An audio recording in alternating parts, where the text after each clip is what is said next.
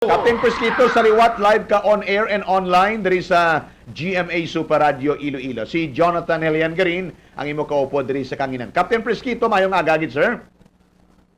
Sir, good morning, sir. Salamat gid sa tinion. Sir, as of the latest, kamusta na ang mga update sa investigasyon sa mga suspect nga nagsulod or nagransack dira pinagi sa pag-agi underground sa GT Mall, Captain Presquito? Yes, sir.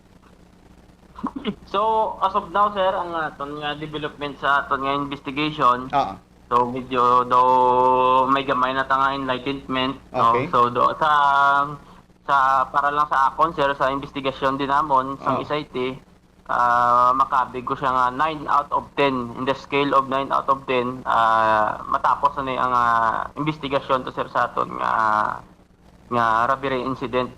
No, so ginabulubanta ko, sir, maybe this week, no, kung maswertihan kita, basi this week or next week, makapile na kita sa kaso to, sir. Nakakalipay kita sa sina nga development. So, natumod tagiman nga mga miyembro sang termite gang ini mga suspect, Captain Presquito? Confirm gid man ina? May ara kami, sir, ang isang nga gina background check pa. Oo. Ka gina validate sa iban nga unit sa iban nga region.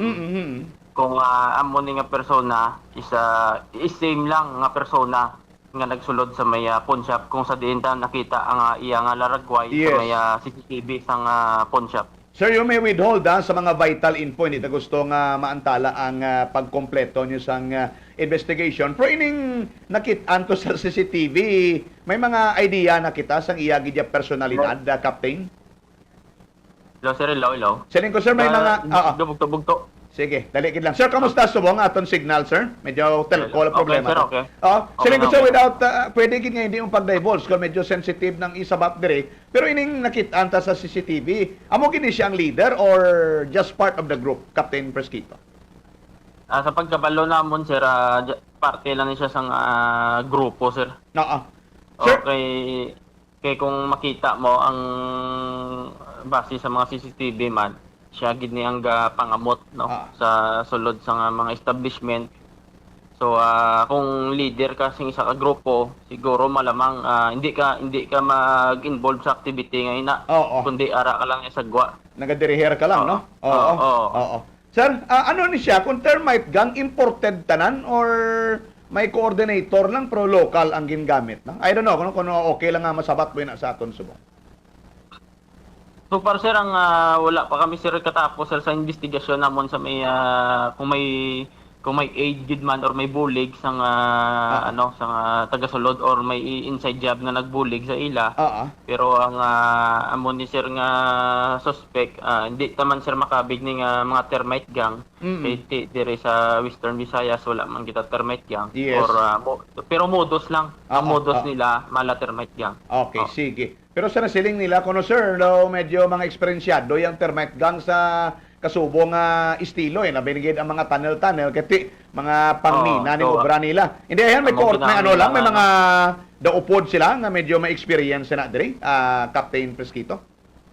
Ano, sir? Ano? Siguro may mga termite gang gid nga nangin kaupod nila o nangin lead nila sini, Captain, posibilidad ayan nila. So may posibilidad, sir, na kaiti ang kung makita na, sir, sa yung isa ilang inubrahan, tama ka pulido, tama ka organisado. Okay. Sir, pinatanang gani ka suspect sa liwat ang aton ginatan-aw dire and in due time galaong kita nga mapasakaan aton sang nagakaigo nga kaso, Captain Presquito. So may nakita kami subong, sir, nga suspect, ang possible suspect na, sir, ara sa 5 or 6. Pero ang aton nga ang positibo tang suspect pa lang subong is ang tatlo. Ang tatlo nga nagsulod sa GT Mall. Ang another rin nga mga kaupdanan, possible na rin sa sagwa. Pero pwede man lang mag-file sang kaso later on, pwede man lang mga John Does ini, no, Captain Presquito. Yes, sir. Oo. Once mapailan ta ang isa at pwede tayo John Doe ang iban, later on pwede ta na ma-find out.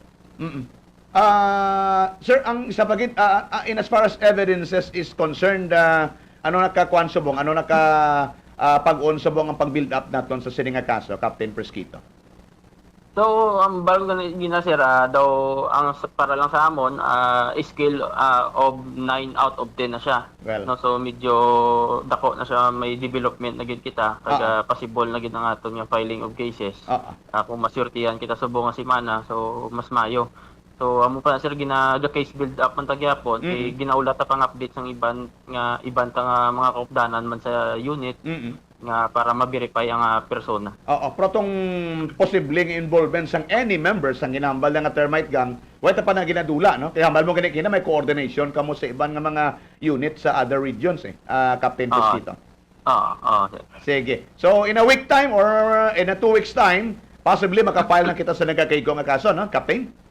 Yes sir, yes sir. Sige. And with that, we are very thankful sa ning update gilatag nyo sa amon diri sa Kanginan. We're happy nga sooner or later ma-file na sang Pabia Municipal Police Station ang ining kaso. Captain Richfield Pesquito sang Pabia PNP. Captain, salamat kay na mayong agaliwat sa imo. Yes sir, thank you so much man sir kag mayong agaman sa inyo. Okay, sige. Super Radio One-on-One Interview.